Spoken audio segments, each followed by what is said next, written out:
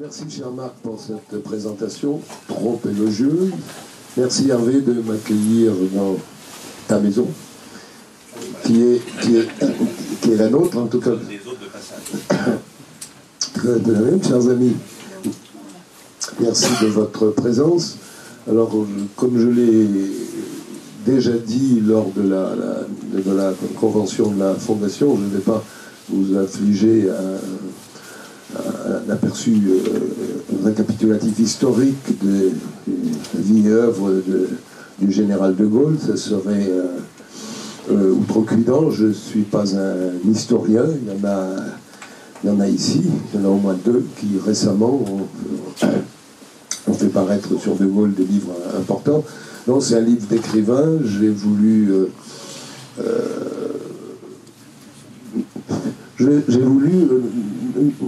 c'est parti d'une interrogation que je vais essayer de partager avec vous.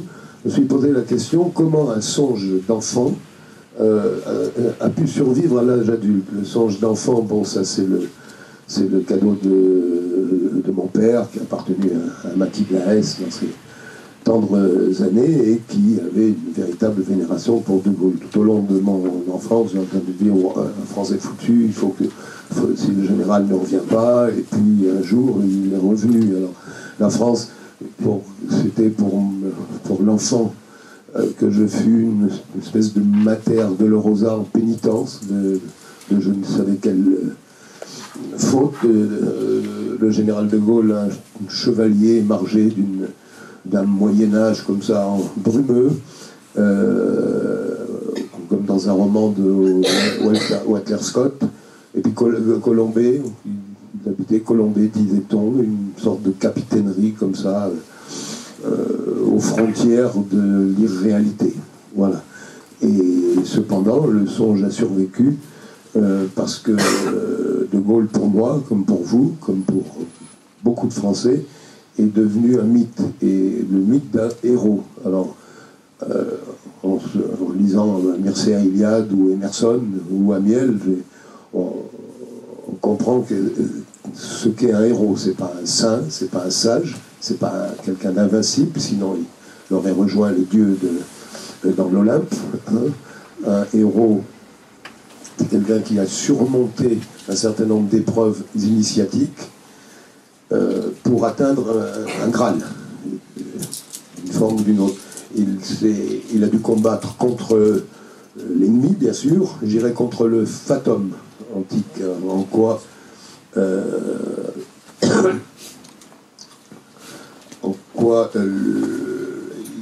il a particulier essentiellement avec le tragique, et puis il doit se battre aussi contre lui-même. Alors ça, c'est la part de romantisme de Gaulle. Il y avait une mélancolie fondamentale, je l'ai appelé acédie, parce que j'ai trouvé que ça correspondait très bien à ce sentiment qui est décrit pour la première fois par un obscur moine syrien du 5e siècle, Évagre de Pontac, je crois. Je regarde Hervé, mais est-ce que je prendrais ta science théologique en défaut? Eh ben, tu pouvais pas dire mieux, parce que c'est par Patier que je l'ai su. Oui, si vous voulez, il y a le Child Harold de Byron, le Manfred de Byron, l'autoportrait de Chateaubriand si cher, si important pour De Gaulle, très accessoirement pour moi, était la proie d'un mal de vivre qui va, dans le cas de Chateaubriand, construire, je dirais, toute la sensibilité, tout le romantisme et toute la sensibilité littéraire de la France. Donc, de Gaulle hérite de ça, en quelque sorte. Alors, le héros, il est dans une quête, et il poursuit un idéal, il poursuit un dessein. C'est ce qui le distingue du pur aventurier, du desperado, du loup des steppes de Hermann Hesse, de tous ces personnages de la littérature du XXe siècle dont le moi tourne un peu comme un insecte reclus dans un bocal, ils ne s'en sortent pas. Et le héros est tel que de son histoire devient tout naturellement une légende. Et dans le cas de Gaulle, le mythe est indestructible. Et c'est un mythe national, c'est un mythe englobant. Il y a des personnages qui génèrent dans l'histoire, compris dans l'histoire de France, des mythes. Louise Michel, c'est l'insurrection devant les barricades. Olympe de Gouges, c'est le combat initial du féminisme, il a payé cher. Jaurès, c'est le socialisme et la paix. Le maréchal Lyautey jouissait d'une aura considérable, notamment dans le milieu des officiers de la génération du général de Gaulle. Mais comme Napoléon, de Gaulle suscite un mythe englobant, un mythe qui nous concerne tous et qui va chercher très profond dans l'inconscient collectif. Et à cet égard, j'ai trouvé pertinent l'initiative de Patrice Guénifé, l'historien, qui a publié, il doit y avoir un an ou deux, un livre qui s'appelle Napoléon, De Gaulle, deux héros français. Et évidemment, je me suis risqué au parallèle. Alors, ce qui m'a intrigué quand je commençais comment dirais-je, à quitter l'innocence de ma songerie gaulienne pour essayer de connaître qui était De Gaulle, ben c'est que vraiment rien ne le préparait à passer de la grande frontière, la frontière entre une carrière, un parcours, et un destin. Hein, c'est presque le contraire. Rien. Pas son milieu, pas ses ambitions. Ses ambitions, c'était de réussir une belle carrière d'officier. Et puis, un peu d'écrivain militaire. Je pense qu'il ambitionnait d'être quelque chose comme un nouveau Psychari, par exemple. Ce qui est déjà pas si mal. Pas ses mœurs non plus ne le prédisposaient pas. Il a les goûts, l'art de vivre d'un milieu entre la toute petite noblesse et la bourgeoisie. On le voit bien dans le jeune officier dans les années 20, 25, 30, tout ce qui traverse comme ça de façon météorique l'horizon mental de l'époque, lui l'indiffère, le fauvisme, le cubisme, le surréalisme. Non, il n'a d'ailleurs pas des goûts très marqués en matière esthétique ou musicale. Il n'en a même pas du tout d'ailleurs. Donc rien ne le prédisposait, je dirais. Même le physique, hein, le héron au long col, emmanché d'un long cou, disait La Fontaine, c'est un peu ça. Bon, le capitaine, le commandant, le colonel de Gaulle, bon, c'était quand même pas de long à 30 ans. Hein. Rien sinon la certitude d'une prédestination. Hein. Bon, vous connaissez tous cette pièce de théâtre qu'il a écrite à l'adolescence, où un certain général de Gaulle, à la tête des armées françaises, combat victorieusement les Allemands. C'est quand même... faut oser. Il a osé. Dans Le fil de l'épée, ça d'ailleurs s'est relevé par Hervé, qui a publié une longue préface à la réédition récente du fil de l'épée. C'est en 27, je crois. C'est un certain nombre de conférences qu'il a prononcées à l'école de guerre et une à la Sorbonne.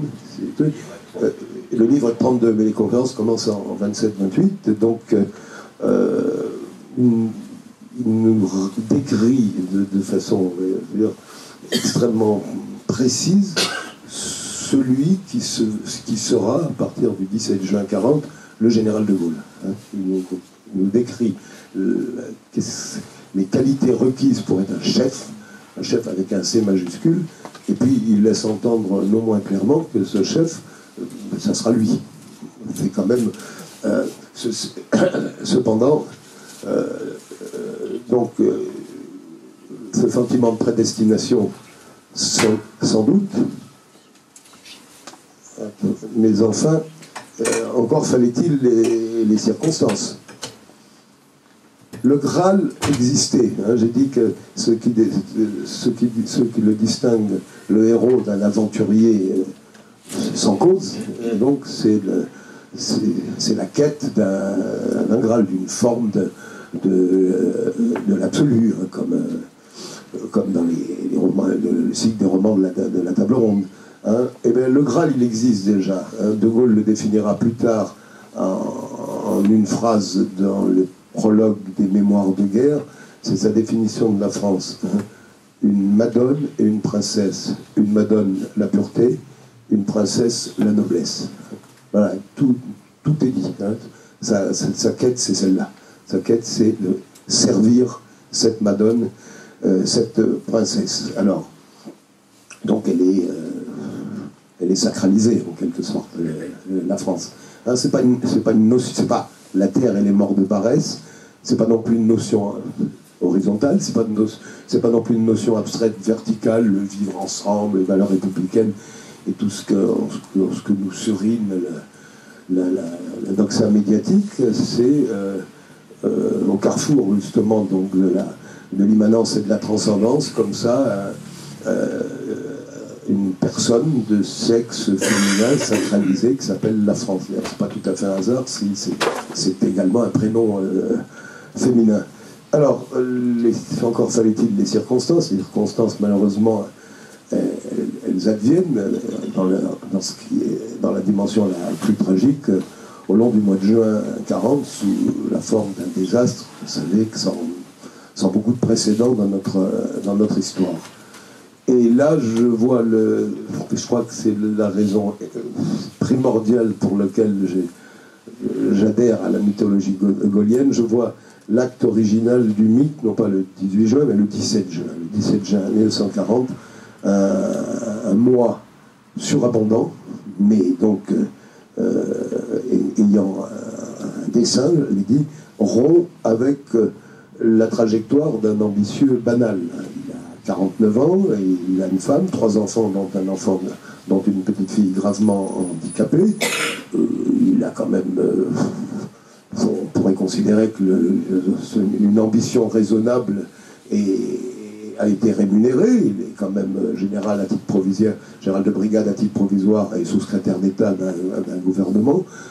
C'est pas si mal, mais en même temps, on peut bien imaginer que si l'histoire s'était déroulée autrement, il aurait fini avec 5 étoiles et quelque chose comme chef d'état-major, et avec quelques livres dans sa bio. Il rompt, et il devient, pour le coup, un aventurier. Il le dit lui-même à Devin, je pars dans l'aventure, le mot, l'océan des aventures. Hein. Absolument. Et donc il devient un recours miraculeux. Il se dédouble à ce moment-là. C'est-à-dire qu'il devient un autre lui-même, et l'autre, c'est celui qui va oser à la BBC dire « La France, c'est moi, la France ». C'est un acte de folie incroyable de dire ça dans un état de dénuement et de paradis. Et il arrive à Londres, il ne sait même pas où est sa famille.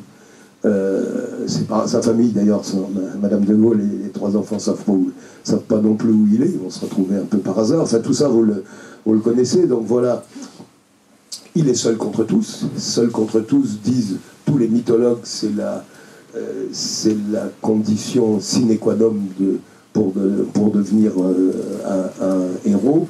Et je dirais, on assiste à la déraison d'un orgueil, mais un orgueil qui ne se miroite pas comme un ego dans un quelconque narcissisme. Et voilà, le mythe est fondé. Alors le mythe initial, c'est De Gaulle. Bon. Ça, c'est la raison de ma fascination, numéro 1.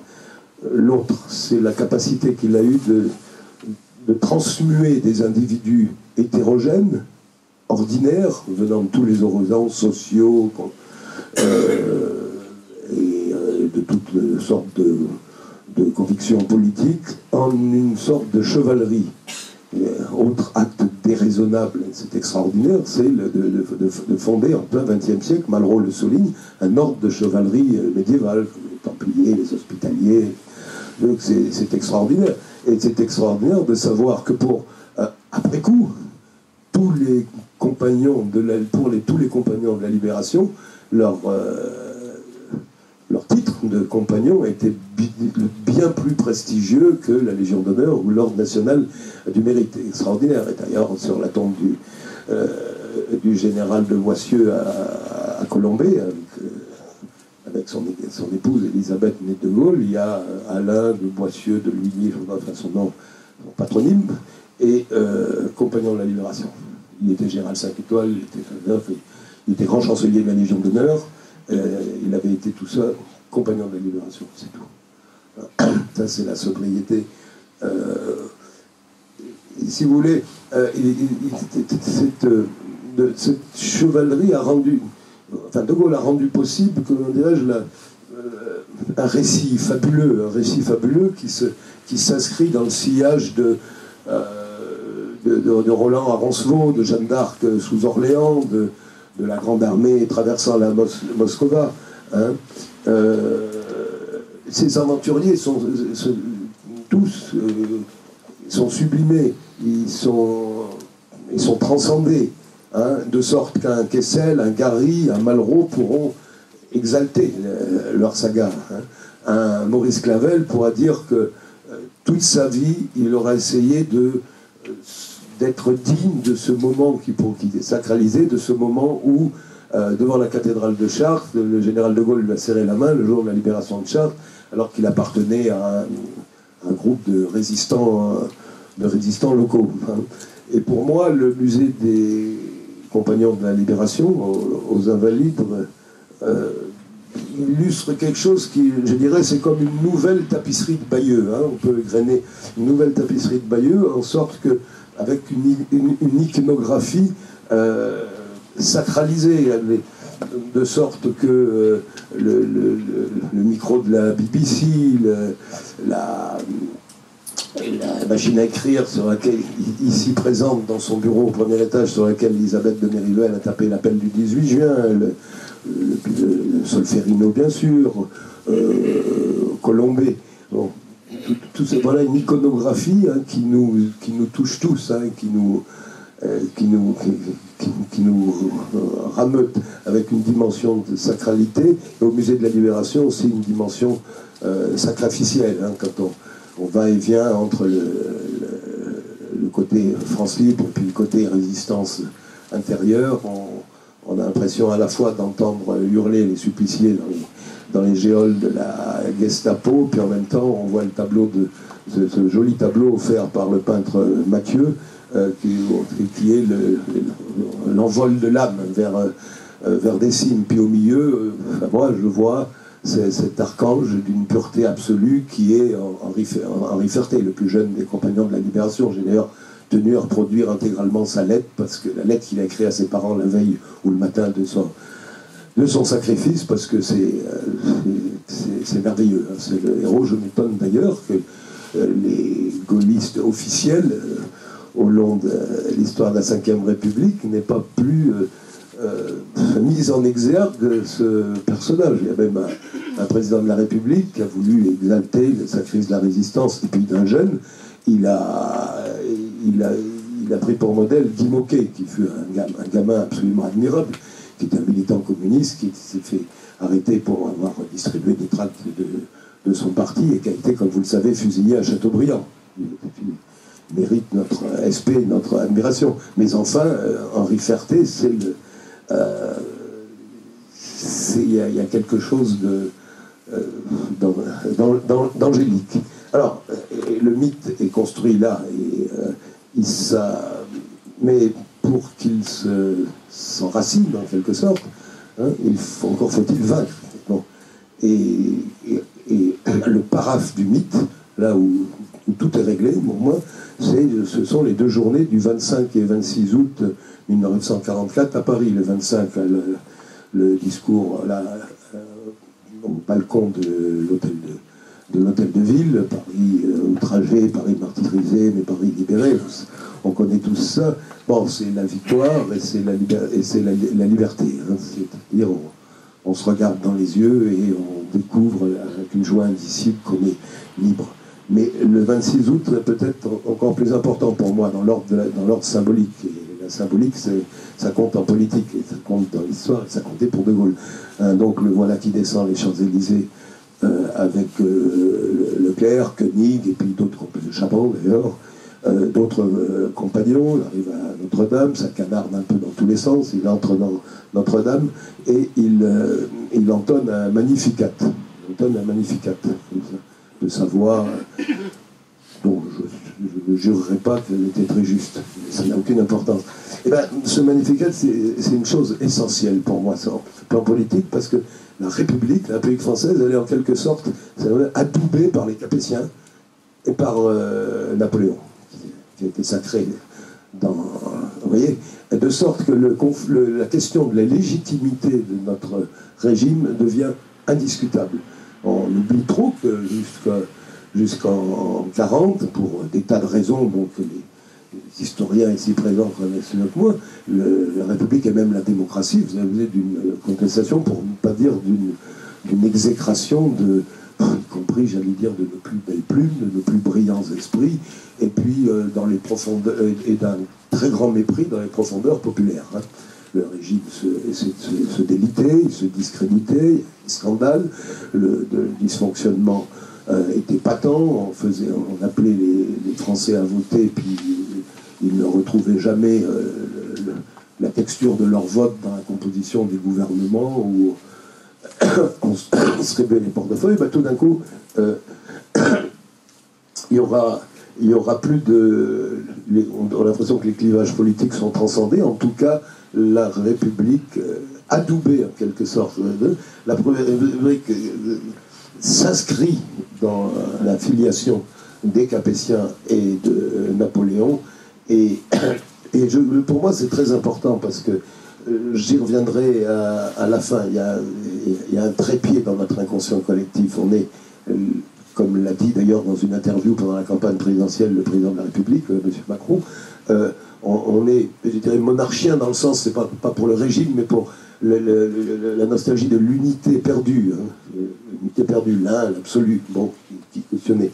Je crois qu'on est tous captifs qu'on aime ou n'aime pas la personne, et qu'on critique ou pas son hybris, et le général la critique beaucoup. On est les héritiers du songe napoléonien. Là, je l'ai dit tout à l'heure, sans Napoléon, il n'y aurait pas Chateaubriand, il n'y aurait pas Hugo, il n'y aurait pas Balzac, il n'y aurait pas Dumas, il n'y aurait pas Zénerval, il n'y aurait pas Théophile Gautier, il n'y aurait pas Stendhal, et puis par le truchement du spleen baudérien, on arrive jusqu'à, je veux dire, il n'y aurait pas François Sagan. Hein, comme ça, son truc, et bien oui. Donc c'est important, hein, pour moi. Pour moi, c'est la question de légitimité a obsédé tous les politiciens, puis tous les régimes, je veux dire, depuis l'exécution de Louis XVI. Hein, on a eu quand même pas mal de régimes et pas mal de constitutions. Là, c'est réglé. C'est réglé une fois pour toutes. Et puis, aujourd'hui, en 2020, beaucoup de gens contestent telle ou telle politique, tel ou tel homme politique, et proposent certains même une 6e république, mais enfin personne ne remet en cause le principe républicain. Et dès lors, le mythe sera invulnérable. Et ça, ce qui est intéressant, il est invulnérable parce que il va résister aux échecs. Hein. Le héros, je l'ai dit, n'est pas invincible, il connaît des échecs au long de ses épreuves. Et à partir de janvier 1946, De Gaulle va connaître des échecs. D'abord, le fait de n'avoir pas su convaincre les Français d'adopter des institutions qui lui auraient permis de gouverner, on peut considérer que c'est un échec. Il a estimé qu'il devait en tirer les conséquences, et comme il ne voulait pas devenir un nouveau Franco ou un nouveau Juan Perón, il est rentré chez lui. Mais enfin, c'est un échec. L'aventure du RPF, bon, on la voit avec le recul, surtout dans cette maison, on a l'impression qu'elle était exaltante, parce qu'il y avait un compagnonnage, parce qu'on serrait les coudes, parce que c'était De Gaulle. Mais bon, ça a été un échec flagrant, dont il a tiré lui-même les conséquences. Je dirais, pendant cette période, De Gaulle a été fait miraculeux que le mythe soit indestructible, parce qu'il est obligé de mettre les mains dans la tambouille politique. Et puis, on le voit bien dans le journal de Claude Mauriac, qui était son secrétaire à ce moment-là. Il n'était pas fait pour ça. Il est agressif, il n'est pas toujours lucide, il voit bien pas, il ne sait pas comment prendre ce qui... Enfin, il n'était pas fait pour ça. Il met un certain temps à découvrir qu'un parti, fut-il un parti anti-système, mais après tous les communistes aussi, le Parti communiste c'était un parti anti-système, bon, prendre comme ça le pouvoir petit à petit par les urnes, les municipales, les cantonales, les législatives, les trucs. Non, en tout cas, c'est un échec. Bon, on peut considérer que la question algérienne n'est pas un succès total, ça s'est pas terminé comme il l'aurait souhaité, ça s'est pas terminé comme l'avaient prévu les accords d'Évian d'ailleurs, et l'Algérie n'est pas devenue un pays ami de la France. Bon. Et puis je dirais, son ambition de bâtir avec l'Allemagne quelque chose de cohérent, qui pourrait faire pièce aux deux grands. À l'époque, on ne parlait pas encore trop de la Chine, mais enfin, lui, le premier, il l'avait pas méconnu. Bon, il y a eu la réconciliation avec une belle symbolique à Colombey, puis à la cathédrale de Reims avec le chancelier Adenauer. Il y a eu le traité de Paris avec le même Adenauer, mais enfin, ça n'a pas débouché sur quelque chose de très... de conséquences. C'est un échec. Et puis dernier, évidemment, le référendum de 1969. Hein. Adieu les velléités d'instaurer un jour quelque chose de l'ordre de la participation, qui était ce qu'il estimait être le paraphe de son œuvre. Eh bien, le mythe a résisté à tout ça. C'était réglé. Hein, le mythe 17 juin, 26 août 44, tout est réglé. Je dirais même il a résisté à l'âge, parce qu'au fond, hein, les héros qui nous ont fait rêver les uns et les autres, en général, ils meurent jeunes, hein, et mourir jeune, ça favorise l'éclosion d'un mythe. Hein. Il n'y aurait pas un tel mythe autour d'Albert Camus ou de Roger Nimier ou de James Dean si c'était pas craché en voiture jeune. Bon, or le général de Gaulle va mourir à 80 ans à une table de bridge en jouant aux cartes, en s'apprêtant à dîner avec madame et à regarder la télé comme un bon bourgeois de province. Et je dirais même Colombey des Églises, qui est une maison de maître normale, quelconque, pas une très grande élégance, va devenir comme une sorte de thébaïde triste pour nous, hein, quand on y va. Donc le mythe a tout jamais été indestructible. Voilà, c'est pour vous dire que pour moi, le gaullisme, c'est d'abord un romantisme. Hein, moi, le retour de 58, c'est bien sûr 20 ans après de Dumas. Hein, la bande se rameute, des gens qui veulent tous que le général revienne. Aucun pour les mêmes raisons. Pour les mêmes raisons. Les ouvriers, parce que tu vas quand même juguler un peu les forces de l'argent. Le patronat, il va mettre un peu de l'ordre dans les grèves à répétition de la CGT. Les officiers d'actifs, ils espèrent qu'il va leur permettre de garder l'Algérie, ainsi que les Pénoirs, les soldats du contingent. Et en parlant, eux, espèrent qu'il mettra fin à cette guerre dont ils ne comprennent pas les tenants. C'est 20 ans après. Il y a un qui est 20 ans après, et ça marche. Et ça, c'est formidable. Et du coup, le retour, le passage du sacré au profane en 69, moi, m'a accablé. Je m'en souviens, j'étais étudiant. Il quitte le pouvoir, il y a des élections présidentielles auxquelles il ne veut pas se mêler. C'est pour ça qu'il va dans séjourner en Irlande. Et tout d'un coup, on nous dit que le chef, on disait le chef ou le général, le chef, mais c'est un président, et il s'appelle Pompidou. Pompidou, ça fait, je sais pas, mais c'est qu'un cahier en gros dans le Cantal. Ça fait, vous voyez, on n'est plus à Koufra ou à Birakeim. Hein. Bon, moi je l'ai vécu, mais comme quelque chose de très blessant. Il m'a fallu du temps pour comprendre que Pompidou, en fait, était le meilleur président de la Ve République, et de loin. Je ne perçois pas le général de Gaulle comme un président, d'ailleurs, de quoi que ce soit, puisque d'ailleurs personne, aucun de ses collaborateurs ne se serait permis de l'appeler Monsieur le Président. On disait mon général. Ceux qui l'appelaient le président, c'est en province, les présidents de conseils généraux ou les maires qui l'accueillaient et qui lui étaient politiquement hostiles et qui disaient Monsieur le Président pour le mettre en rage. Un an plus tard, j'étais toujours étudiant, j'ai mis mon temps déjà pour avoir le bac, puis après pour être étudiant. Et la mort, je me suis senti totalement orphelin. J'étais étudiant à Bordeaux, comme partout en France, une cérémonie a été organisée à la cathédrale Saint-André, là où Aliénor d'Aquitaine a épousé Plantagenet. Je me suis retrouvé là-dedans, comme livré à l'état adulte, j'avais les larmes aux yeux, je me disais, qu'est-ce que je vais foutre sur cette terre? Je savais bien qu'il était plus au pouvoir, il était là-bas à Colombey, mais il était un peu immortel, quoi. Il était vieux, je le savais, mais ça fait... Et donc j'en ai conçu un sentiment d'orphelinat dont je suis toujours, à vrai dire, inconsolable.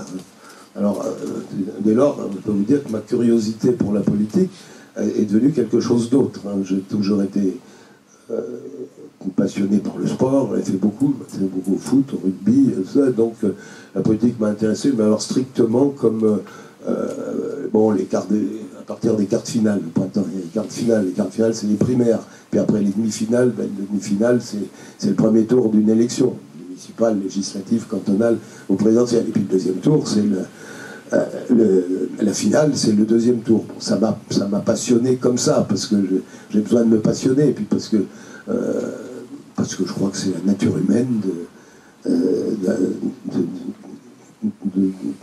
de se construire des micro-mythologies à base d'engouement, éventuellement puéril.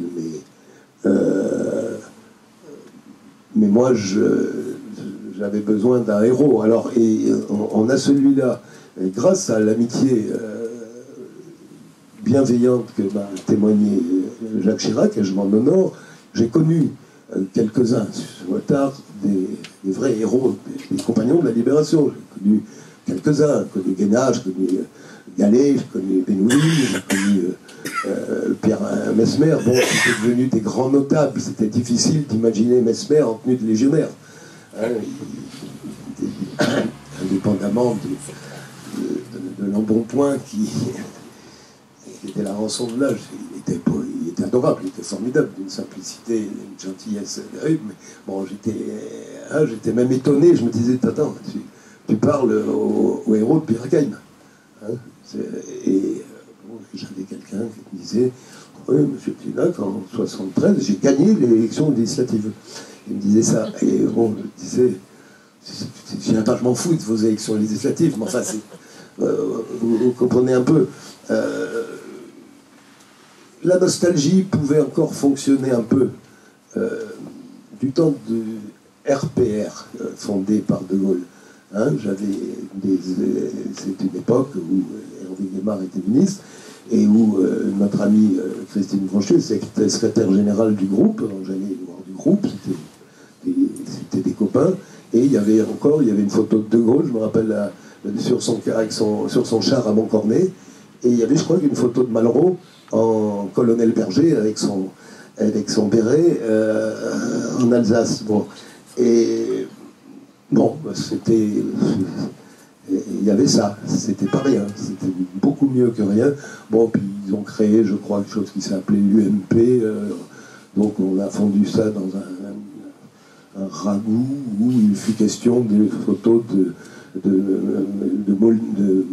Jean Monnet et de Schumann. Bon, personnalité probablement très respectable, mais enfin, c'était pas, je crois que c'est pas notre truc, quoi. Donc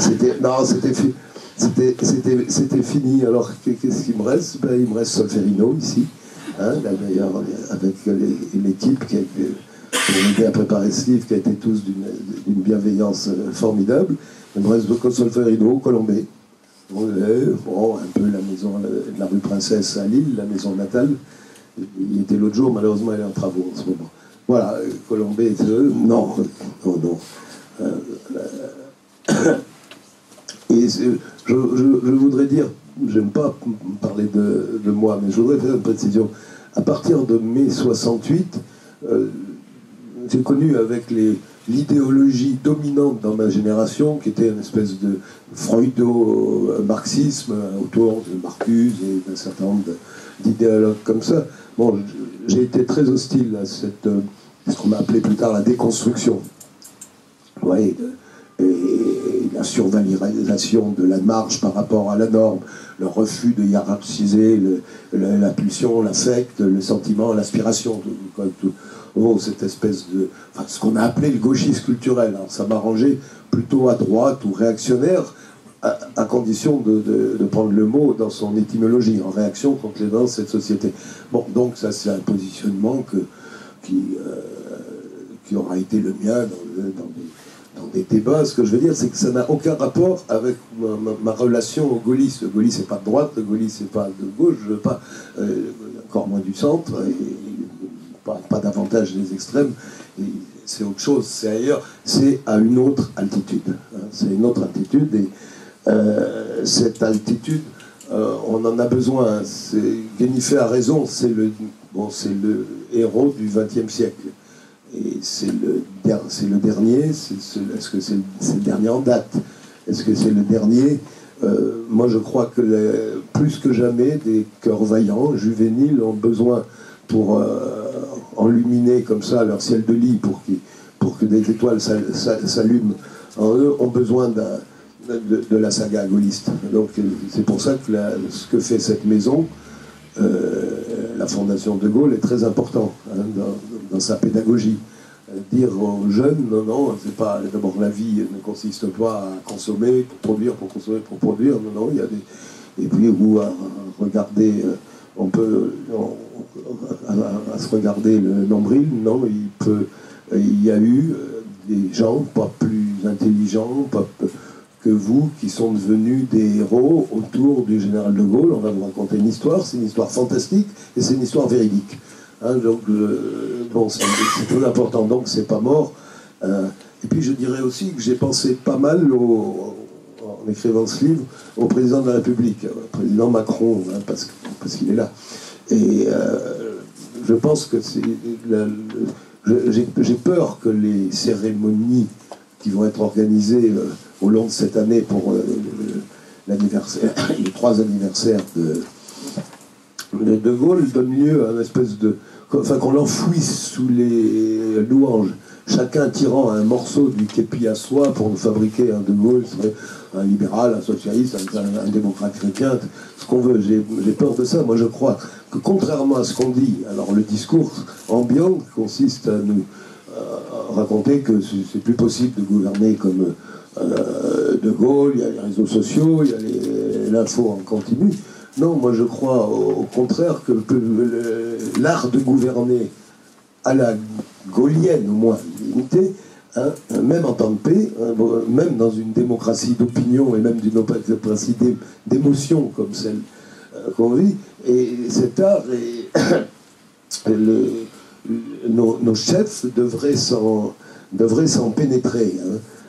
Pour bien gouverner la France, il faut d'abord que le président soit convaincu que 15 siècles d'inconscient monarchique, plus Napoléon, sont le précède qui le porte. Hein. C'est pas le chef d'un exécutif disposant d'une majorité comme la chancelière Merkel ou bien le Premier ministre Johnson et d'autres. La France, c'est pas une multinationale, c'est pas une start-up, c'est pas une ONG. Hein, c'est un mixte de ces 15 siècles d'histoire géo. Hein, et donc, je crois qu'il faut s'en pénétrer. De Gaulle l'était naturellement, il l'était par sa culture, il l'était par par sa sensibilité. Je crois aussi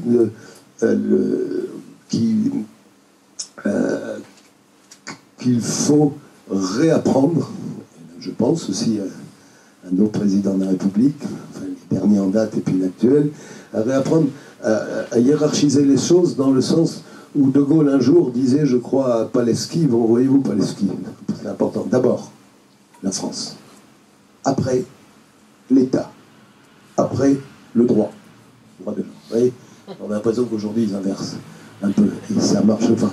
Et puis troisième leçon, il y en a beaucoup de leçons, et troisième leçon, moi je dirais en un mot, parce que lui-même et sa famille ont été fidèles, je dirais, la tenue. Hein, nos politiques ne savent plus se tenir. Et De Gaulle se tenir droit. Et la leçon du compagnonnage, notamment des héros qui sont là-bas honorés au musée, c'est que, c'est pas comment dire, si on regarde les étoiles et regarder son zizi, ben le griveau le plus quelconque peut lui aussi devenir un héros. Donc je vous remercie de votre attention.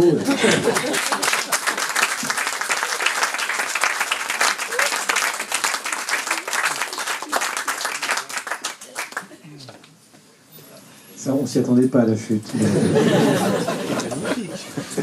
Elle était préparée, je pense. Non. Moi, avant de vous laisser la parole, j'avais une ou deux questions peut-être pour démarrer. D'abord, c'est un dictionnaire du général, mais il y a aussi des personnes. Il y a Sancho Panza, il y a la Carmélite, il y a le dandy, on en parlait tout à l'heure.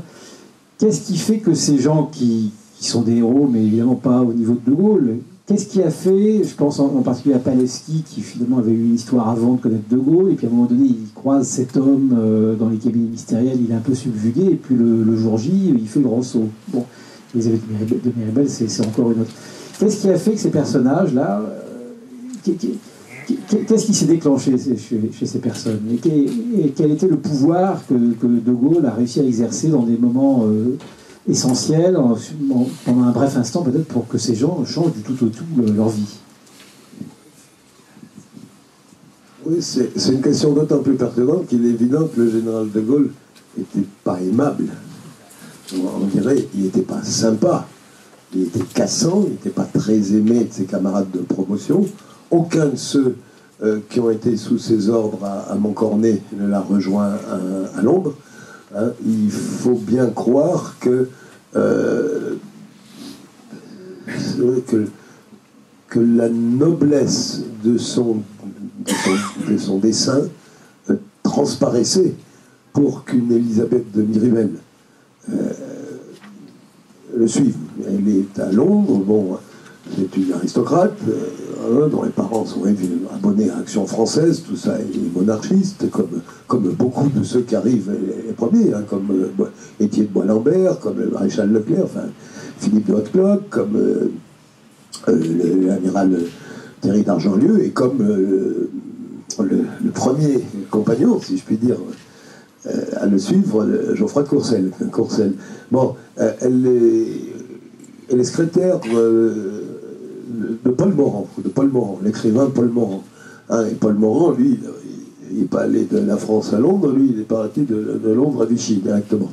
Bon, c'est un choix, c'était un mauvais choix, mais il était charmeur, c'était un grand écrivain. De Gaulle l'a beaucoup regretté, il ne lui a jamais pardonné d'ailleurs, il avait raison, parce que Morand était très introduit, il l'aurait beaucoup aidé. Enfin, il a fait le choix qu'il a fait, il l'a payé par la suite. Bon. Il était charmeur et elle s'entendait bien avec lui. Il lui dit, vous allez évidemment me suivre. Elle a vu De Gaulle 2 fois. Courcelles, qui est un copain de tous ces gens-là, avaient des chasses en Sologne, on se retrouvait probablement dans des villas à Deauville. C'est un copain d'enfance. Il dit, j'ai une copine à Londres, j'ai lui demandé de taper. Elle fait ça pour rendre service. Un type qui lui dit bonjour courtoisement, mais enfin bon, c'était pas...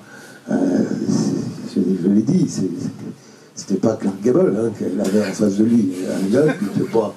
et puis avec une voix un peu raide, là, en Nantes, et ben, elle a senti quelque chose. Et elle a dit non à Morange, je reste avec De Gaulle. Elle s'est brouillée avec sa famille. Mais tu ne vas pas trahir le maréchal Pétain. Elle s'est brouillée à sa famille pour devenir celle que vous savez. Et en plus, moi j'ai choisi des personnages comme elle parce que bon, pour montrer la diversité des tempéraments et ces êtres romanesques à un titre ou à un autre, comme ça. Effectivement, De Gaulle les a transcendés. Et elle a eu des velléités. Elle est rentrée au Carmel, elle est tombée sur elle était malade, une prieure qu'elle n'a pas connue. Elle est sortie du Carmel, c'était pas tout à fait un échec. Entre-temps, il y a eu une amitié très belle avec André Malraux. Dans cette maison, elle a beaucoup sévi du temps du RPF. C'est des personnages. Elle est de la même génération que Simone de Beauvoir. Elle est féministe, elle fume des clopes, mais son moi aspire à quelque chose de plus qu'à ses aises. Vous voyez, donc elle est l'anti-Beauvoir. Donc, elle est belle comme était Beauvoir d'ailleurs. Vous voyez, bon voilà. Ben oui, il y a quelque chose de mystérieux. Je pense que dès les premières interventions à la radio, avec cette voix en rauque, on ne savait pas d'où il venait, il y avait quelque chose. Le général de Gaulle avait échappé à Charles de Gaulle. Un être comme ça arrivé, et je pense que c'était pas son charisme physique, c'était un charisme tout court. Et c'était un charisme presque spirituel. Voilà, pour te dire. C'est la seule explication. C'est la seule explication, parce que vraiment, il faisait rien pour être accommodant. Il était pas agréable. À part avec sa femme, ses enfants, et surtout sa petite fille et les chiens. Enfin, ça a épuisé à peu près sa capacité de tendresse. Avec les autres, il était plutôt raide. Donc, pour répondre à ta question, tu avais une autre question? Oui, il y a des dizaines de milliers de livres sur De Gaulle, et on a l'impression qu'il y a encore quelque chose qu'on ne comprend pas. Il y a quelque chose dans ce personnage, si je puis dire, qui reste de l'ordre du mystère ou de l'inaccessible. Enfin, qu'est-ce qui explique ça? Qu'est-ce qui explique que dans sa personnalité, c'est bien expliqué notamment dans l'article Caractère, mais qu'est-ce qui explique qu'on n'arrive pas encore aujourd'hui, 50 ans après sa mort, avec tous ses livres, ses films, etc., à découvrir complètement la personnalité de De Gaulle? Oui, d'une certaine façon. Alors, comme tous les grands hommes d'État, il s'est émancipé de son milieu politique d'origine.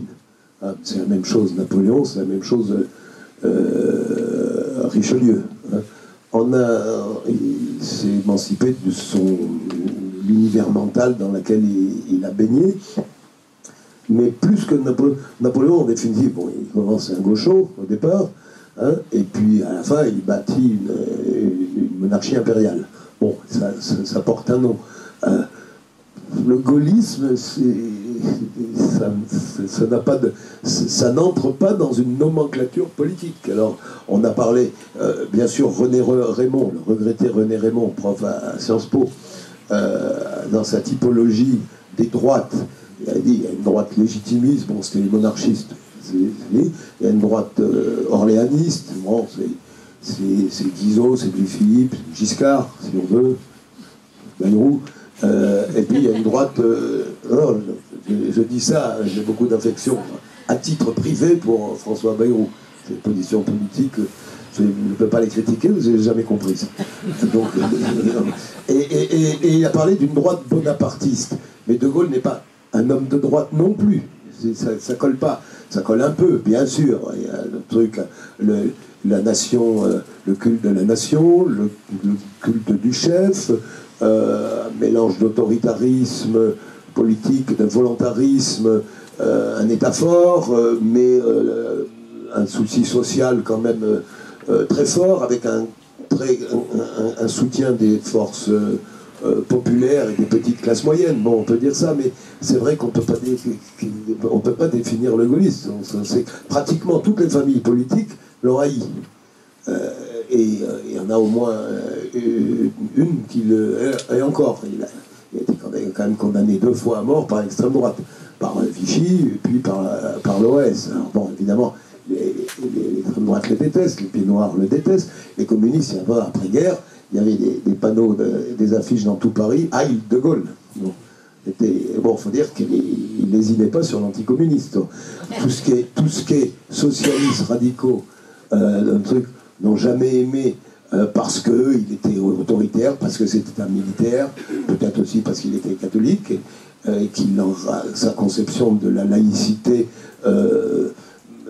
ne l'empêchait pas de considérer que ce qu'on doit à la catholicité romaine en termes de culture, de spiritualité, d'esthétique, de tout était prégnant et devait être valorisé. On ne sait pas bien. Malraux disait il est catholique, mais je ne suis pas sûr qu'il ait la foi. Bon, mais c'est Malraux. Et finalement, vous voyez, on est dans un paradoxe qu'illustre le livre de Malraux, donc ce portrait, les chaînes qu'on abat, tiré d'un vers de Victor Hugo. Bon, il a été reçu par De Gaulle, il y a eu un déjeuner, mais il y avait d'autres personnes que lui. Il s'est entretenu 1 heure ou 2 avec De Gaulle. Bon, Malraux était quand même un immense écrivain, j'adore, un immense mythomane. Toute sa vie, il a rêvé sa vie, il a auto-construit sa légende comme ça, et en même temps c'est merveilleux. Et ben alors il nous a fait un portrait, il nous raconte un entretien, l'entretien qu'il a eu avec De Gaulle, où d'ailleurs Malraux parle plus que De Gaulle, et où probablement il a pas mal fabulé, parce que et cependant, ben c'est le portier le plus juste de Gaulle. Bon, vous savez, il y a la vérité historique et puis il y a la vérité poétique. C'est toujours la vérité poétique qui gagne. Il dirait tant mieux, je parle. Arnaud va me massacrer parce qu'il est historien, mais bon, je le pense quand même. C'est vrai qu'il y a quelque chose de mystérieux. On n'arrive pas à percevoir. Ce militaire qui né en 90, donc il est visionnaire dès les années 40, dès Londres, 40, il s'intéresse à l'atome. Il s'intéresse. Donc l'histoire de bombe atomique, ça turlupine déjà. Il va créer le commissariat à l'énergie atomique dès 45, dès la libération. C'est quand même extraordinaire. Il s'intéresse, il se fait amener des documents à Londres, comme ça, il s'intéresse. Et il se projette, c'est-à-dire, il est en train de se lancer dans un combat politico-militaire pour la France libre, voilà, en vue d'une libération, un combat où il y a toutes les chances que ça foire. Il est dans les pattes de Churchill est dans les pattes de Roosevelt, dès le début, là, dans le nez, Roosevelt a cherché tous les moyens de s'en débarrasser. Il a essayé de miser sur Quatroux, il a essayé de miser sur Muselier. Après, à Alger, il a essayé de miser sur l'amiral Berland. Il a essayé de miser sur le général Giraud. Bon, ça a toujours foiré. Donc, exaspéré, De Gaulle va essayer de trouver une espèce d'alliance tactique de revers en allant chez Staline, en menaçant même d'amener la France libre en Russie. Il s'engueule avec Churchill. En 1941, il y a ce débarquement... cet échec sanglant, il passe pour un aventurier fou, un espèce de scout fou qui a fait en sorte que les Français se sont tués entre Français, que les Français se sont tués entre eux. Heureusement, il y a eu Koufra qui a peu après, mais enfin, en 43, sous la pression de Roosevelt, en mai 43, pendant quelques jours, Churchill lui coupe les vivres à la France libre. C'est tout avoué. Et donc, enfin, il y avait sans compter les risques d'attentats, les risques de... Il y a eu un accident d'avion le jour où il a rencontré le général Quatroux à Fort-Lamy. Il a failli se casser la gueule en avion. Enfin, il y avait toutes les chances que ça foire, que ça échoue. Et il y a eu ce 26. Donc, pourquoi bon, il y a un peu la baraque, mais... Il y a quelque chose. Et ce qu'il a, il ne s'appartenait plus et les gens le sentaient quand il traversait la France depuis la plage là où comment ça s'appelle, la plage où il a débarqué, Courcelles. Les femmes notamment et les enfants étaient subjugués. Bon, c'était pas un grand dragueur. les enfants, bon, il aimait beaucoup ses enfants, mais il n'aimait pas trop qu'ils prennent dans les pieds, et ben, ils étaient fascinés. Il y a quelque chose, oui, il y a quelque chose de mystérieux, je crois que c'est le fait que poussé par une intuition presque mystique, il s'est dédoublé, et quelqu'un est sorti de lui qui s'appelait le général de Gaulle, et ce général de Gaulle, on ne sait pas comment l'appréhender, parce qu'il est déjà à moitié dans le ciel de la légende. Et vous voyez, avec nous, il y est encore. Il y a des questions.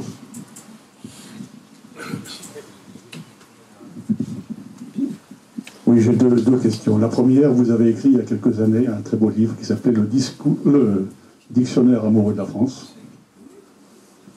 Vous écrivez aujourd'hui le Dictionnaire amoureux du général de Gaulle. Y a-t-il une inspiration profonde que vous avez été rechercher dans ce premier ouvrage? C'est la première question.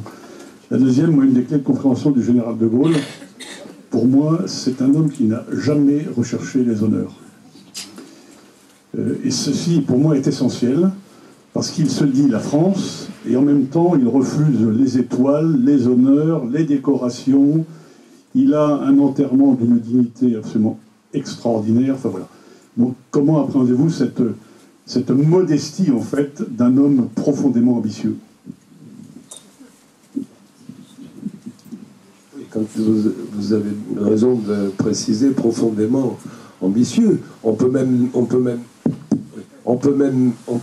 dire que le capitaine, le commandant, le colonel de Gaulle, bon, le lésinait pas trop sur les compliments à ses supérieurs. Il trouvait que c'est lent, mon général, il réclamait, parce qu'il trouvait que... Non, et puis, il connaissait ce que vous avez peut-être probablement connu comme beaucoup de soldats dans votre vie, mon général. C'est-à-dire, quand on est capitaine et que son colonel, son chef de corps, est un con, et qu'on le sait, et qu'on a un truc, il faut obéir. Quand on est colonel et que les gens à l'état-major, c'était donc se tromper d'une guerre, c'est dur, donc il rechignait, vous avez raison. Et cependant, il était d'une probité exemplaire, bon, c'est bien connu, il était d'une simplicité totale dans ses goûts. Et là, je crois que c'est... vous savez, quand il disait « nos pauvres vies, ma pauvre vie, nos pauvres vies », c'est-à-dire la vie ordinaire, bon, n'a pas beaucoup de sens, c'est pas la peine de faire les marioles, hein, mais il savait qu'il y en avait un autre, qui s'appelait le général de Gaulle, et d'ailleurs, de celui-là, il parlait à la troisième personne.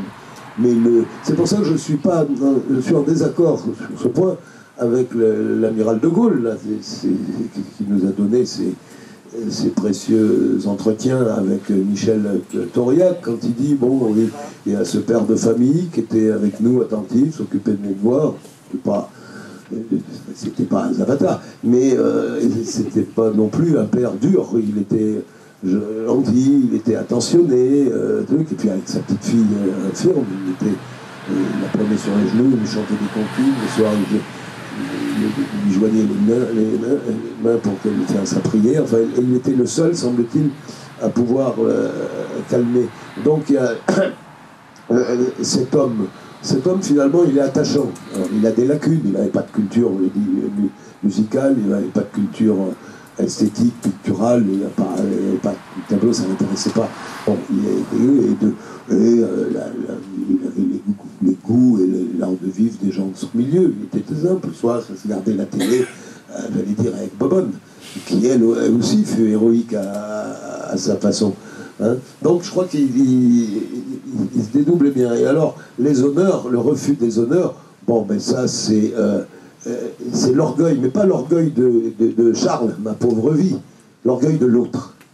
Hein. Il faut bien avoir ils sont deux, l'orgueil de l'autre. L'autre, c'est le général de Gaulle, il a sauvé la France, il incarne la France, et celui-là, il est au-dessus de tous les honneurs. On peut plus le décorer. Mais c'est à lui à décorer qui veut. Vous voyez, je pense que c'est ça. Il y a toujours ce dédoublement. Hein.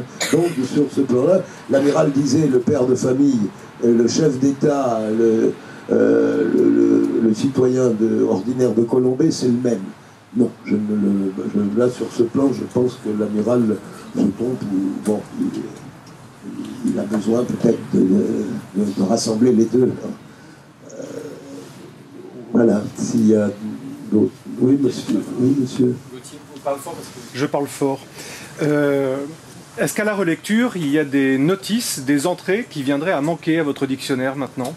Est-ce qu'il y a des pages que vous avez écrites et que vous n'avez pas pu publier? C'est pas que je n'ai pas pu publier. Bon, il y avait... c'est un long travail quand même, et puis j'étais... l'éditeur voulait que ça paraisse en début de l'année 2020, bon, parce que lui, il comptait sur l'éditeur, je l'ai été, il faut présenter un bilan à ses actionnaires, donc ça l'intéressait que ça paraisse. Alors, il y a sûrement des oublis. J'ai regretté après, peut-être aussi parce que c'est un compatriote corrézien, et puis parce que c'est une noble figure, j'ai regretté de ne pas avoir fait une entrée sur Edmond Michelet. Bon, j'ai pas pensé sur le moment, vous voyez, il y a ça aussi. J'aurais pu... Ah, mais je suis trop vieux maintenant. Et puis, pour ceux qui me feront l'honneur de lire ce livre, je voudrais dire aussi que, pour des raisons accidentelles, je n'ai pas pu corriger mes épreuves.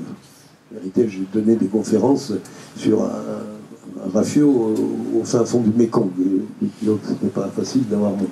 Donc, j'ai pas corrigé les épreuves. Donc, il y a des erreurs qui seront corrigées dès les premières rééditions. Des erreurs, je me suis trompé.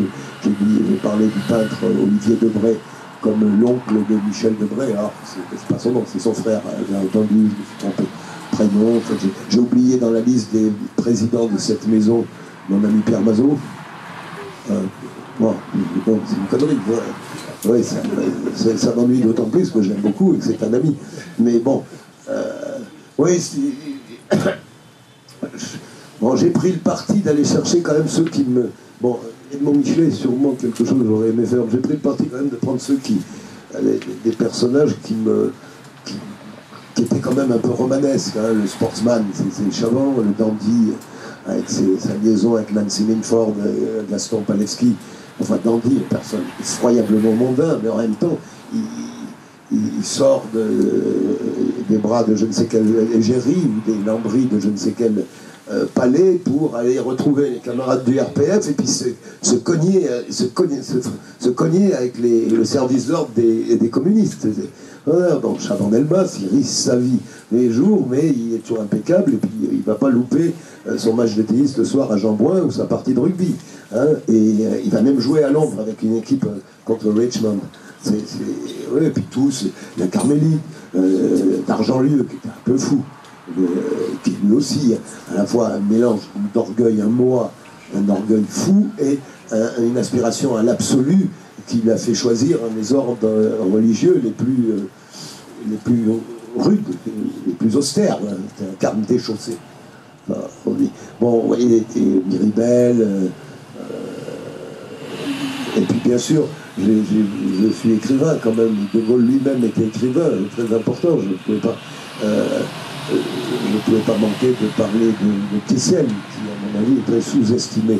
Hein, Kessel qui a donné quand même le livre culte de la résistance avec l'Armée des Ombres. Et puis comme ça colle bien, mon cinéaste préféré de loin, français, c'est Jean-Pierre Melville. Jean-Pierre Melville était gaulliste. C'est lui qui a fait le film Armée des Ombres. Moi, je ne pouvais pas oublier Gary. J'adore Gary. Gary avec sa quête d'identité, toujours un peu improbable, jusqu'à d'ailleurs avoir eu un deuxième concours sous un autre nom. Gary, cet amour pour sa mère. Et sa mère, pour lui, derrière cet amour, il y a la France, et derrière la France, il y a De Gaulle. Ce gars, il s'est toujours cherché, d'ailleurs, il a fini par se suicider. Il ne s'est rejoint à un moment que dans la mythologie gaulienne qu'il a construit lui-même. Le génie de De Gaulle aussi, c'est qu'on a chacun le sien. On a chacun le sien, et avec lui, on tire le meilleur de nous-mêmes pour nous raconter la plus belle des histoires. C'est ça le génie de De Gaulle. Alors oui, j'aurais pu en trouver d'autres. J'aurais pu en trouver d'autres parce que quand on se balade au musée de la Libération, des héros, il y en a. J'aurais pu faire Bénouville parce que Mais si, parce qu'il avait quelque chose d'intéressant. Bénouville était, enfin, droite, il était monarchiste avant la guerre. Comme beaucoup, hein, comme Freinet, comme Madeleine Fourcade, comme, je vous l'ai dit tout à l'heure, d'Argentlieu, Leclerc, étaient tous plus ou moins, mais tous, beaucoup de gens étaient... en tout cas, un quart des étudiants de Normal Sup étaient plus ou moins maurassiens avant la guerre. Et après la guerre, un quart était adhéré au Parti communiste. C'est pour ça que la légitimité n'était pas si évidente. Et Bénouville, le général de Bénouville, je l'ai rencontré grâce à chez mon éditeur à l'époque, qui était Robert Laffont. Il me dit, quand j'étais jeune, j'étais exalté. C'est une voix de fossé comme ça. J'étais exalté. Il y avait dans ma tête, il y avait des fleurs de lys partout. Je voulais un roi, je voulais un roi. Ben, il me dit, ça y est, j'ai trouvé le roi, c'est général, et je suis content.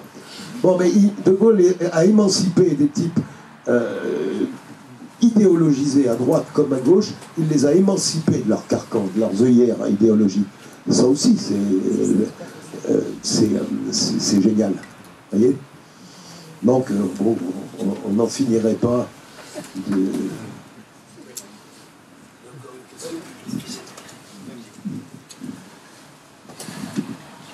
Oui, vous avez parlé de dédoublement de Charles de Gaulle et du général. Je crois que ça a commencé très tôt, parce que dans ses entretiens avec l'aumônier de son bataillon en Allemagne, il dit déjà tout. Et l'aumônier du bataillon lui dit vous avez certainement un cœur, vous allez prier chaque jour sur la tombe d'un garçon de votre bataillon qui est mort d'une maladie, mais pourtant vous êtes humain. Et De Gaulle n'en se convient pas, et il parle de Bernard de Clairvaux. Il dit, est-ce que Bernard de Clairvaux avait un cœur? Et vous savez, si vous me répondez non, ça ne serait pas une condamnation. Donc, il a ça tout le temps. Et pour moi, c'est un personnage cornélien.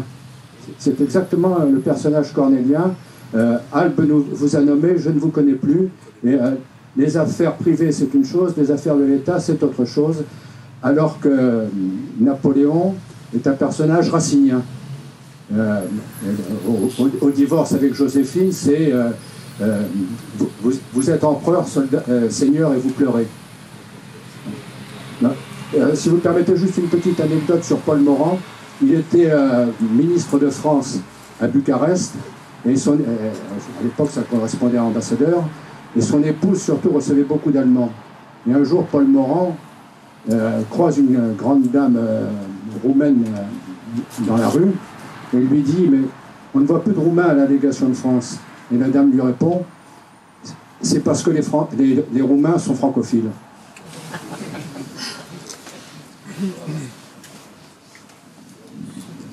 Je vais répondre juste. Oui, oh, mais je pas besoin de micro.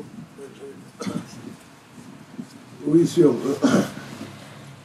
Pour De Gaulle, et là aussi, je pense que l'actuel président de la République pourrait s'en inspirer, un chrétien a le devoir de compassion devant un miséreux, devant un exilé, un réfugié, un errant. Quoi. Un chef d'État a le devoir de ne jamais céder à la compassion. Si son petit cœur, sa conscience lui dit c'est trop dur, cette décision, elle fera trop de mal à des gens, ben, qu'il rentre dans une ONG, qu'il fasse autre chose, qu'il fasse de l'humanitaire. Voyez, donc, il est certain qu'à un moment donné, il a pensé que les intérêts des pieds noirs en Algérie étaient contradictoires avec les intérêts de la France. Et c'est dur. C'est dur. Il le savait que c'était dur, mais bon, vous voyez, là, de ce point de vue-là, il y a... Vous avez raison, monsieur l'ambassadeur, de souligner, je ne dirais pas inhumain, mais quand même, il pouvait être impitoyable.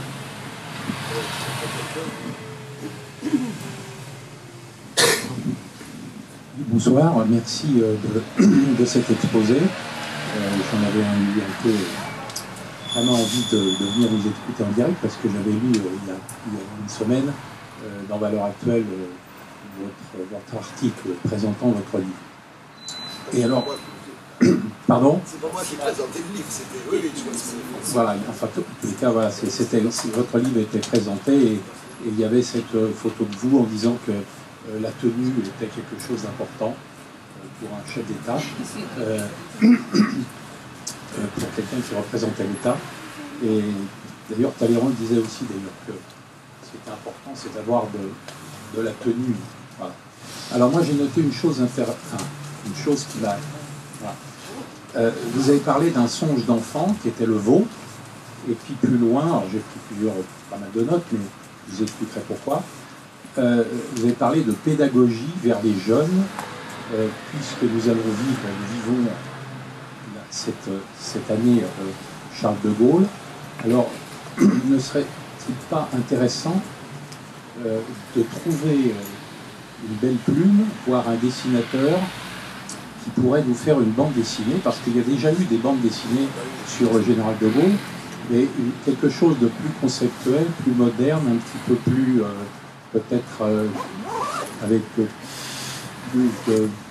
en osant un peu plus, puisque vous disiez que le général faisait partie de ces gens qui osaient, afin de communiquer plus largement au niveau national. Et je dis ça parce qu'il y a déjà des comités de Gaulle qui se réunissent dans nos villes. On m'a sollicité pour faire partie d'un petit groupe, un petit club de réflexion. Et je m'aperçois que voilà, ce message vers les jeunes, on n'en parle pas beaucoup. Et aujourd'hui, dans notre société, bon, voilà.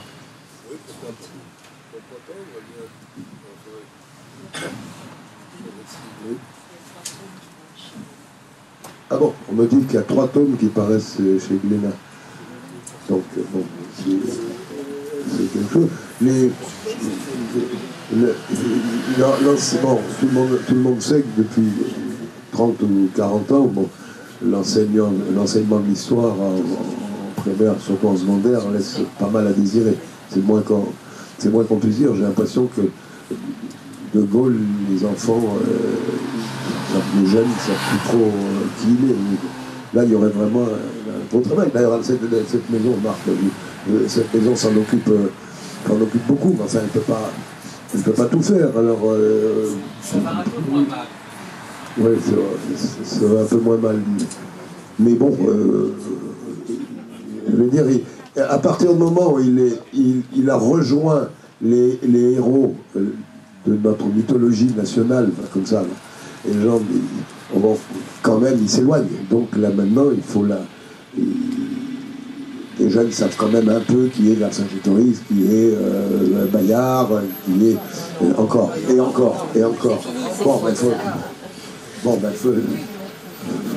Faisons tous notre devoir pédagogique auprès des jeunes qui sont autour de nous et inculquons-leur le gaullisme. Il y a encore une question ?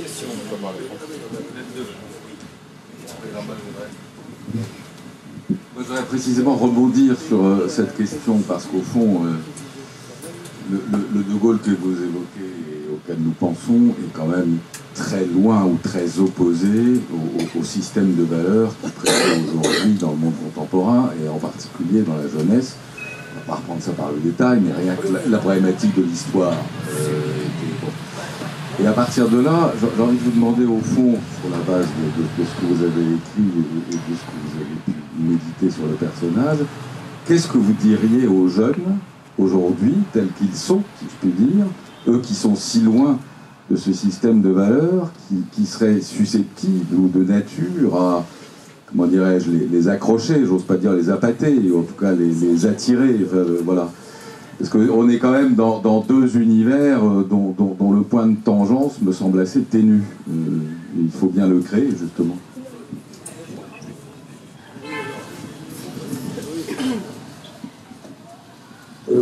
Oui, on a même l'impression qu'on arrive au bout de pas mal de rouleaux, hein, pour ne pas dire qu'on arrive au bout de la civilisation occidentale. Bon, et c'est pas que la France et les Français. La vérité, c'est qu'on connaît en ce moment probablement la plus grande mutation historique depuis la fin de la proto-histoire. Hein. Et donc, c'est pour ça qu'il ne faut pas trop reprocher aux politiques de pas nous exalter. Ni les savants, ni les sages, ni même les religieux ont grand-chose à nous dire. Moi, je crois qu'au bout du rouleau, on va retrouver finalement quelque chose qui est presque un besoin anthropologique de rêver et de s'élever au-dessus de soi-même. auprès des jeunes. Donc il faudrait pas grand-chose.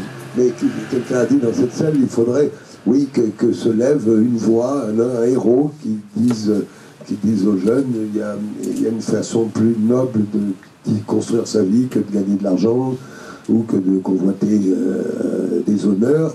Et d'ailleurs, regarde, on va te raconter l'histoire d'un certain nombre de personnages qui d'ailleurs, dans la vie, ont réussi aussi, mais qui ont su être des héros d'aventure.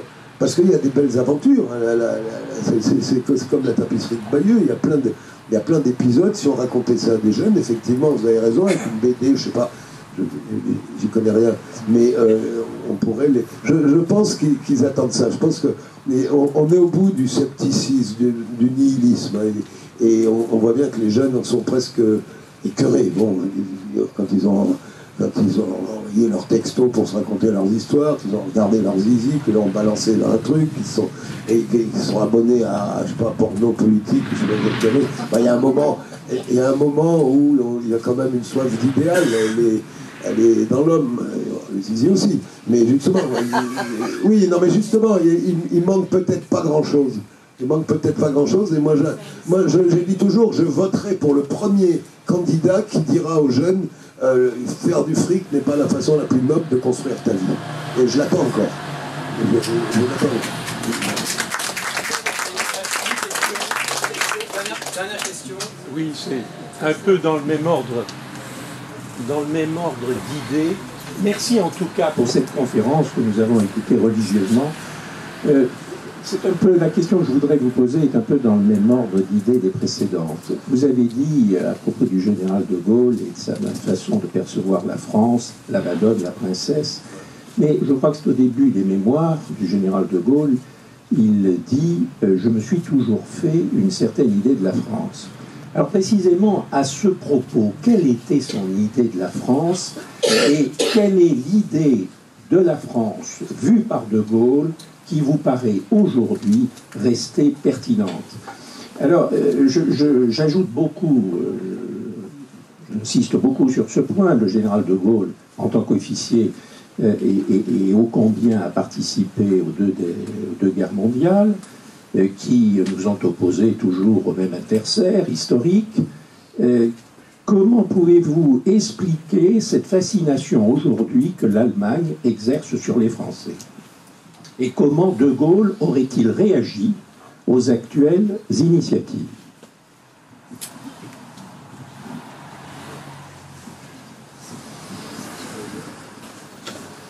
Oui, une certaine idée de... on peut dire que les deux mots suffisent. Madone, princesse. Alors, Madone, derrière tout ça, il y a le culte de la Vierge. Le culte de la Vierge, c'est pratiquement toute l'histoire de l'art occidental, depuis le paléo-chrétien jusqu'au baroque inclus. Il y a la pureté. Et puis la princesse, il y a une noblesse, une dame de haut lignage qu'il faut aborder avec respect. Elle est belle, en dépit de son âge, mais elle a besoin d'être protégée. Bon, cette idée, j'ai pas l'impression que nos dirigeants en sont pénétrés. Par exemple, depuis, c'est pas pour critiquer des personnes, encore moins lancer dans une polémique, mais on observe bien qu'il y a une désacralisation du pouvoir présidentiel initiée par Sarkozy, parce que c'était son tempérament, et il est bien transgressé, poursuivi par Hollande. Alors oui, c'était pire, parce que c'était son credo, vous êtes un président normal, comme si un président pouvait être normal, et ça continue un peu. On a l'impression que le président Macron a essayé d'être un peu ce que doit être un chef d'État dans les institutions gaullistes, c'est-à-dire un verbe rare, solennel, et puis voilà, une mise à distance, une tenue, puisqu'il incarne 15 siècles d'histoire géo, puis après on a l'impression que l'air du temps l'aurait rattrapé. Bon, à tout péché miséricorde, il peut se regauliser. À mon avis, il se regaulisera s'il se débarrasse des macroniens. je crois que cet homme est valable, mais je crois que la macroniste et son boulet et sa croix. On a tous ça.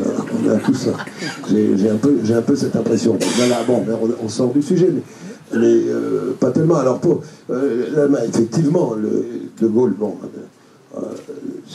De Gaulle n'aurait jamais accepté la moindre dilution de la souveraineté dans cette espèce de machine à gaz institutionnelle à 27 qui ne marche pas, jamais. Alors, il y en a qui disent qu'il faut en sortir, c'est même pas à peine d'en sortir, ça va se limiter de soi-même. C'est réglé, c'est fini. Ça ne fait plus rêver les jeunes, ça ne fait plus rêver personne, cette Europe-là. De Gaulle, oui, il y a encore la fable selon laquelle ça nous aura maintenu la paix, comme s'il y avait depuis l'effondrement de Reich, un seul Français ou un seul Allemand qui avait eu la moindre idée de traverser le Rhin avec un flingue pour agresser l'autre. Tout ça, c'est fini. Et puis, c'est pas vrai. C'est pas les institutions de la Commission de l'Union européenne qui ont établi la paix. C'est l'équilibre de la terreur, c'est la guerre froide, bon, on le sait bien. Mais je pense pas qu'on n'a pas une fascination pour l'Allemagne. On se raconte une histoire. Vous savez, quand on lit, moi j'ai été éditeur pendant 17 ans, la littérature contemporaine, c'est un bon miroir quand même de l'état de l'âme des pays. Bon, les Allemands ont les mêmes problèmes que nous. Jusqu'à les années 80 inclus, leur littérature était hantée par le fantôme d'Hitler. Ça se comprend. C'est pour le moins un traumatisme. Bon, c'est fini, parce que rien n'est éternel, même ça. Mais à partir de là, donc, ils ont les mêmes preuves, on voit les mêmes soucis se dessiner, on voit la même angoisse. On est arrivé au-delà de la nausée de Sartre ou l'étranger de Camus, l'absurde de Camus. On est bien en deçà de ça. On est dans une espèce de nihilisme nauséeux. Bon, c'est ça qu'on découvre dans la littérature. Et les Allemands, autant que nous, ils sont pas si différents. Alors, quand on veut dénoncer la gabegie de nos bureaucraties, gabegie d'ailleurs, y compris dans les entreprises privées, on se réfère toujours à la discipline allemande, pas l'impression. Alors ils ont moins de chômage parce qu'ils acceptent plus des petits boulots. Hein, et ils ont moins besoin de protection sociale, de descendre ce qu'on appelle des acquis que nous, et puis ils ont une pratique syndicale différente. Les choses se négocient entre patronat et syndicats en amont. Hein. Donc c'est un peu ça. Je pense pas que... d'autres disent que, peut-être pertinemment, que la Banque Centrale Européenne, en définitive, est l'outil de l'Allemagne pour favoriser ses exportations, parce qu'elle fixe les taux qu'elle veut. Elle a accepté l'euro sous la condition qu'elle est la Banque Centrale d'un coup. Bon, tout ça donne l'impression quand même que, oui, bon, ça y est, elle a repris sa position normale. Moi, je crois personnellement que, comme De Gaulle, qu'il faut un partenariat fort, équilibré. Je ne crois pas qu'il y ait besoin des institutions européennes. Au contraire, je me rends compte que tout ce qui a marché dans l'Europe, je pense par exemple à Airbus, ben c'est d'État à État. On met des capitaux et du savoir-faire en commun, quelques experts, et puis nous rejoignent qui les Espagnols, qui les Anglais, en tant que de besoin, en tant que de désir, et on bâtit des entités qui soient capables de lutter à égalité contre les Américains, les Russes et les Chinois.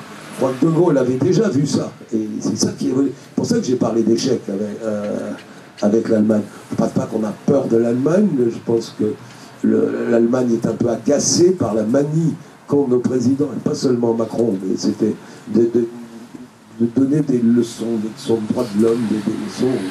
On est un peu agaçants, nous tous, avec cette manie-là. Mais bon, là, je sors un peu du sujet, mais je pense que De Gaulle n'aurait pas accepté cela. Il aurait dit, allez, il aurait appelé Mme Merkel. Tiens, d'ailleurs, à propos de ce discours selon lequel on peut pas, il faut aller aux médias, on ne peut plus faire le recul comme avant. Quel est le personnage depuis 15 ans le plus respecté sur la scène internationale, en tout cas dans la sphère européenne? C'est probablement la chancelière Merkel. Ben de loin, c'est la plus sobre, celle qui parle le moins, qui ne fait pas le mariole, qui ne fait pas de gesticulation. Le verbe est assez posé, il est même un peu il y aura un peu de langue de bois, et c'est très bien, d'être comme ça. Hein, donc, voilà. Alors là, il y a une angoisse, mais de toute l'Europe, parce que l'Europe, c'est la France et l'Allemagne. C'est la France et l'Allemagne, pas l'Allemagne et la France.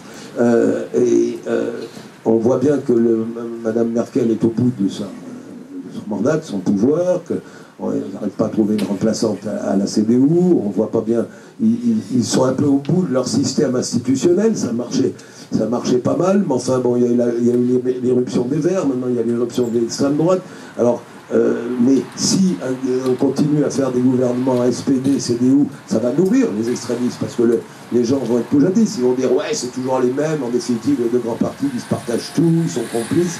Ouais. Donc on est dans un moment très compliqué, parce qu'il n'y a plus les clivages idéologiques d'antan, c'était tellement simple, hein, le monde libre, le monde soviétique. Et, chacun avait ses clients, ils se battaient sur les autres continents par pays interposés.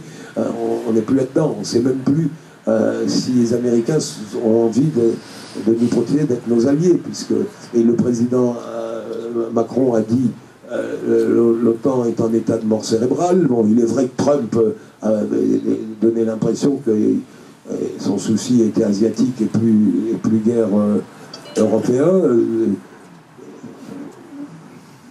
Moi, je pense que l'Europe, je pense, si j'y pense à ce moment, c'est parce que j'ai Jacques Legendre en face de moi. Nous avons des intérêts en Europe, il faut faire des choses en Europe, mais nous sommes aussi un pays francophone, nous avons la chance d'avoir une langue qui est parlée sur les 5 continents, avec un arrière-pays dans les mêmes fuseaux horaires qui est l'Afrique. Bon, ça se passe pas très bien politiquement, mais enfin il y a quand même une moyenne de 8 points de croissance par an dans des pays qui rêvent des amis comme notre langue. Bon, ben l'espace, on a créé des institutions francophones, l'espace anglophone est une autre des dimensions de notre politique. Peut-être la Méditerranée en est une troisième, vous voyez. Donc il ne faut pas se polariser sur l'Allemagne, il faut resserrer les liens, et puis peut se dire qu'on n'aura jamais la même diplomatie, parce qu'on n'a pas tout à fait les mêmes intérêts, c'est pas la peine de vouloir aller trop loin, parce qu'on est obligé de reculer encore plus. Vous savez, un pas pour deux. Donc je crois qu'il faut être concret et sobre dans notre relation avec les Allemands. Mais bon, on s'est éloigné un peu du sujet, encore que De Gaulle pensait cela, et c'est quand même lui qui a fait la réconciliation. C'était pas évident, il n'était même pas président, il venait de prendre le pouvoir comme dernier président du Conseil de la 4e République, lorsqu'en novembre ou décembre, septembre 58, donc après, il a reçu à Colombie, je pense que c'est pratiquement le seul homme d'État en fonction, il a reçu le chancelier Adenauer à Colombie, c'est dire l'importance qu'il a accordée, vous voyez bien. Et d'ailleurs, c'est un militaire qui, par rapport à ses camarades de promotion, enfin tous les officiers de sa génération, était très peu intéressé par l'aventure coloniale. Hein.